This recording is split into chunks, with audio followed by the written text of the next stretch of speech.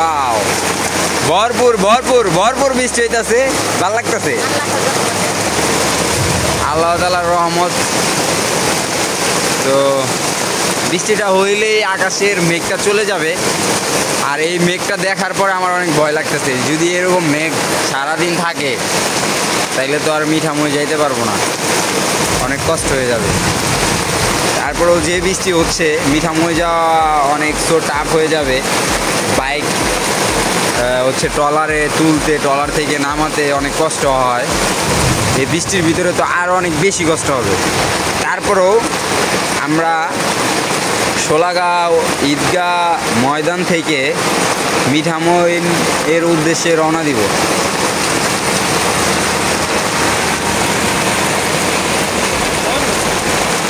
At last আমরা নিকলি হাওড়ের কাছাকাছি চলে আসছি। তো হাওড় আর মাত্র আছে হচ্ছে 12 kilometre.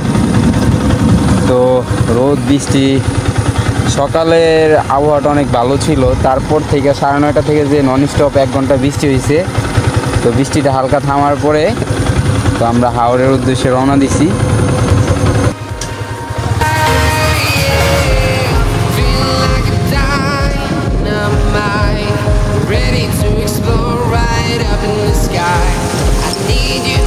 A few moments later. রাস্তাটা মনে হইতেছে একটু ভাঙা, দেখে শুনে চালাইতে হবে। বৃষ্টির ভিতরে পানি, যদি বেশি ভাঙা থাকলে বোঝা যাইব না, ওরা একটা দুর্ঘটনা ঘটে গেলে সমস্যা। জন্য যাইতে, যদি এখন মানে পানি না থাকতো, বৃষ্টি না থাকতো, তাহলে হচ্ছে আমরা এই রাস্তাটা দিয়েও হয়তো বা যেতে পারতাম। তো আমার ভালো লাগতেছে, ছবি তুলতে মন চাইতেছে। তো আমাদের ট্যুরের এটাই ছিল প্রথম প্লেস, যে প্লেসটা সবচেয়ে সুন্দর মনে হইতেছিল এবং ভালো লাগতেছিল। কিন্তু মানে শুরু থেকেই বৃষ্টির জন্য আমাদের অনেক কষ্ট করতে হয়েছে। আর একটু যাওয়ার পর তো যাই হোক, ভিউটা আমার কাছে অনেক অনেক ভালো লাগতেছে। অনেক, আমি মানে হচ্ছে ফোনে ভিডিও দেখার পরে যে ভিডিওগুলো দেখছিলাম সেগুলাতে কেমন লাগছে আমি জানি না, কিন্তু মানে আসলে ফোনের ভিডিও দেখা আর বাস্তবে দেখা অনেক পার্থক্য আছে, অনেক পার্থক্য।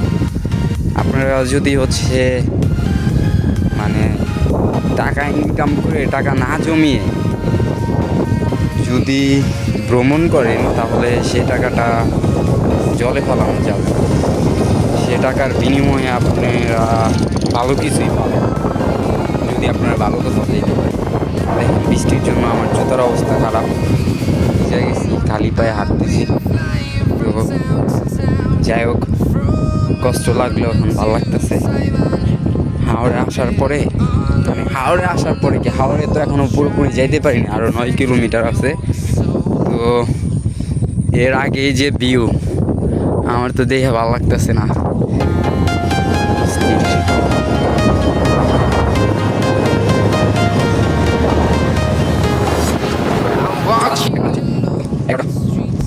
এগারোটা 43। কিন্তু আকাশের আবহাওয়া দেখছেন, বৃষ্টি যে কোনো সময় বৃষ্টি আসতে পারে। এর জন্য মানুষজন কম, এর জন্য আমার অসুবিধা হয়েছে। মানুষ না থাকাটাই বেটার, বেশি মানুষ থাকলে ঘুরে মজা নেই।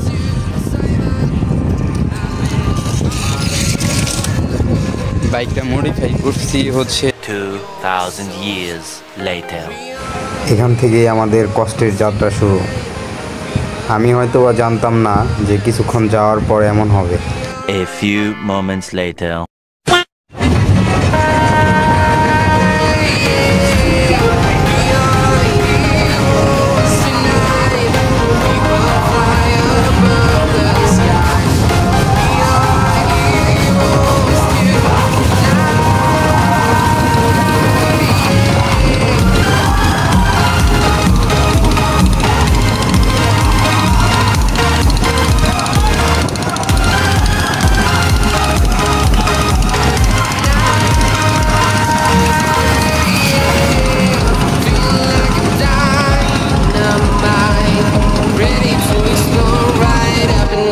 তো আমাদের ট্রলার দিয়ে হাওড় থেকে মিঠামইনের উদ্দেশ্যে রওনা দেওয়ার পর কিছুক্ষণ ভালোই আমরা যাইতেছিলাম। আকাশে অনেক মেঘও ছিল, তো মেঘের জন্য হালকা বৃষ্টি হয়েছে। তো বৃষ্টিতে ভিজার পর একদম আমরা মিঠামইনের কাছাকাছি যাওয়ার পর সেলু মামা বলতেছে যে তার ট্রলারের তেল শেষ। তো সেখানে আমাদের 2.5 ঘন্টা সময় নষ্ট হয়ে গেছে, বৃষ্টিতে ভিজতে হয়েছে, শরীরের অবস্থা অনেক খারাপ হয়ে গেছিলো। লাস্ট পর্যায়ে বাধ্য হয়ে আমরা 999-এ ফোন দিয়েছিলাম। ফোন দেওয়ার পর তারপর হচ্ছে ওনাদের যে মালিক সমিতির কমিটি আছে সেখানে পুলিশ পক্ষ থেকে কথা বলার পরে 2.5 ঘন্টা পর আমাদের জন্য তেল নিয়ে আসছিল। তো এটা আমাদের যে ট্রলারের যে মাঝি ছিল তার এটা ভুল ছিল, তার দোষ ছিল, কেননা তিনি জানতেন যে কতটুকু তেল লাগবে আমাদের যাওয়ার জন্য, কিন্তু সে কতটুকু তেল ট্রলারে রাখে নাই। তো এর জন্য আমাদের অনেক কষ্ট করতে হয়েছে, যার জন্য আমাদের ট্যুরটাও একদিনে শেষ করতে পারিনি। তো আপনারা দেখুন, ভিডিওটা পুরোপুরি দেখতে থাকুন, তাহলে দেখতে পারবেন যে হচ্ছে আমরা কোথায় ছিলাম, কত টাকাতে ছিলাম এবং কিভাবে ছিলাম, এবং পরের দিন সকালে আমরা কী কী সৌন্দর্য উপভোগ করছি এবং মিঠামইন অষ্টগ্রামকে সকালে আসলে কেমন দেখা যায়। আপনারা পুরো ভিডিওটা দেখতে থাকুন, তাহলে আপনারা দেখতে পারবেন।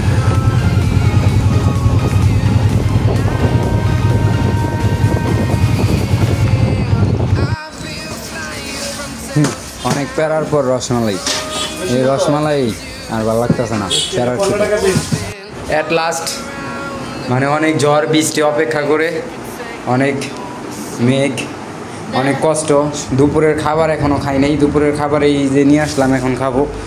মানে কি বলবো, হাওড় থেকে মিঠামই আসতে 2 ঘন্টা লাগার কথা, সেখানে আমাদের টাইম লাগছে হচ্ছে প্রায় 4 ঘন্টা।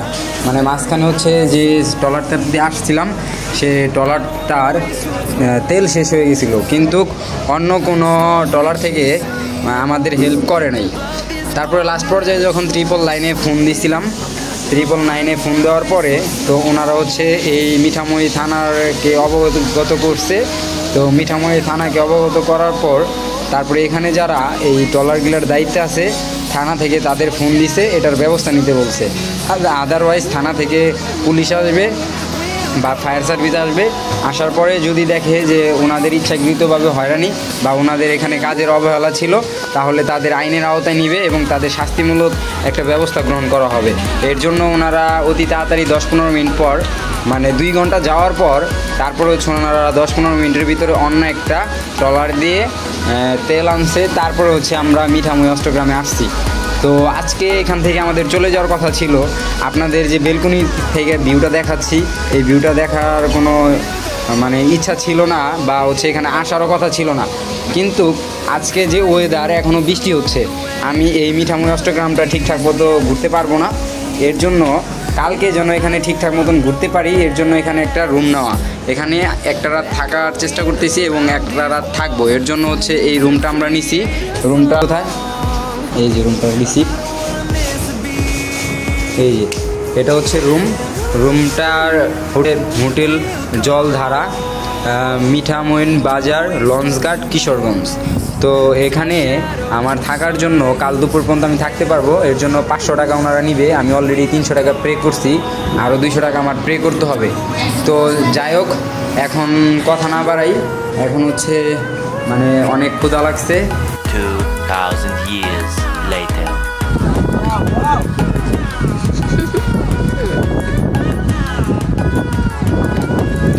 তো এটাই হচ্ছে মিঠামইন। তো মিঠামইনের যে 0 পয়েন্ট আছে, আমরা যেখানে বসে আছি, আমি যেখানে বসে আছি তার মানে এই জায়গাটাতে থেকে মিঠামইনের 0 পয়েন্টে যাইতে জাস্ট সময় লাগবে 30 সেকেন্ড বাইকে। 0 পয়েন্ট থেকে হাতের ডাইনে যে রোডটা চলে গেছে, সেই রোডটা হচ্ছে অষ্টগ্রামে চলে গেছে এবং সোজা যে রোডটা গেছে সেটা ইটনাতে চলে গেছে। তো আমরা সর্বপ্রথম যাবো হচ্ছে অষ্টগ্রামে। করা যাবে না, এমনিতে এখানে আমরা 5 মিনিট ওয়েস্ট করে ফেলছি, কিন্তু 5 মিনিট ওয়েস্ট করা আমাদের জন্য ওয়েস্ট হয় নাই, এটা আমাদের জন্য রেভিনিউ হয়েছে। আমি একজন অ্যাকাউন্টিংয়ের স্টুডেন্ট, তো এর জন্য হচ্ছে মানে ওয়েস্ট রেভিনিউ ওইগুলো নিয়ে কথা বলি। ঠাট চলে আসে। কিন্তু আসলে টাকা দিয়া না এই টাইপের ফিল আসলে সবসময় কিনাও পাওয়া যায় না। ভোর সকালে সকাল সকাল যে ওয়েদার, সকাল সকাল মিঠামইন থাকতো যে ভাঙা একটা ট্রলারে উঠছিলাম, মানে সেলো ট্রলার যেটাই বলেন আপনারা, সেটা তেল শেষ হয়ে গেছিল। আবার নদীর মাঝখানে বৃষ্টিও শুরু হয়েছিল, টানা 2.5 ঘন্টার মতন আমাদের নদীর মাঝখানেই বসে থাকতে হয়েছিল বৃষ্টিতে বৃষ্টি। মনের অবস্থা খুব খারাপ হয়ে গেছিল, অসুস্থ হয়ে গেছিলাম। লাস্ট পর্যায়ে বাধ্য হয়ে মিঠামইন উপজেলাতে আইসা এইখানে একটা বাজার আছে, এই বাজারে হচ্ছে আমরা একটা রুম ভাড়া করি থাকার জন্য, মাত্র 500 টাকা নেয়। তো রাতে যাই হোক আমরা বিনা করে হচ্ছে ঘুমাইছিলাম। সকালে ঘুম থেকে উঠে দেখি শরীরটাও মোটামুটি ভালো লাগতেছে, আর সকালের ওয়েদারটাও জাস্ট ওয়াও। আর মানুষজন দেখতেছেন একেবারে এই রাস্তা ফাঁকা। এই টাইমটায় আমি মনে করি বেস্ট টাইম। আপনারা যদি মিঠামইনে আসেন একটা দিন হাতে সময় নিয়ে আসেন, আর যদি হাতে সময় নিয়ে না আসেন সেক্ষেত্রে আপনারা ঘুরতে পারবেন না তা না। কিন্তু এই যে মজার ফিলগুলা, মানে এক একটা সকালের যে আবহাওয়াটা, যে ভিউগুলা হয়তো পাবেন, কিন্তু সকালের ফিলটা পাবেন। সকাল সকাল আসলেও মিঠামইনিতে জাস্ট ওয়া ওয়া ওয়া, you have to go right now. A few moments later. 8:22 সকালে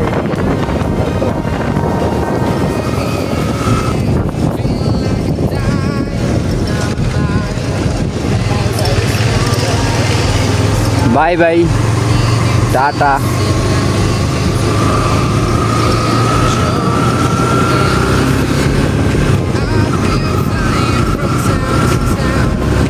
তো যাই হোক, আপনারা যারা এই ভিডিওটি দেখছেন তারা অতি সহজেই হয়তোবা সাভার আশুলিয়া থেকে বা ঢাকা সাভার থেকে মিঠামইন অষ্টগ্রামে ঘুরতে যেতে পারবেন বাইক দিয়ে। তো যারা আসলে বাইক লাভ করে, যারা বাইক লাভার, তারা হচ্ছে এই যে সুন্দর রোডটা, এই রোডটার ভিতরে বাইক চালানোর যে ফিলটা আসলে অন্যরকম একটা ফিল। আমি আজ বাইকার হিসেবে মনে করি এই রোডটাতে বাইক যে চালাবে তার অনেক ভালো লাগবে।